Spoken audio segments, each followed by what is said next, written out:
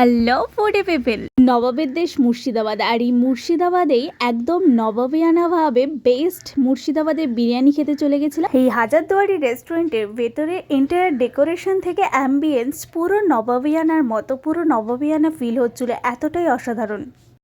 আমি নিয়ে নিয়েছিলাম একটা চিকেন টিক্কা মশলা। ভেতরের আসবাবপত্রগুলো জাস্ট অসাধারণ, ভেতরের অ্যাম্বিয়েন্স পুরো মন কেড়ে নিয়েছে আমার। কাবাবটা জাস্ট দুর্দান্ত খেতে হয়েছিল, আর প্রাইসটাও একদম রিজনেবল প্রাইসে ছিল।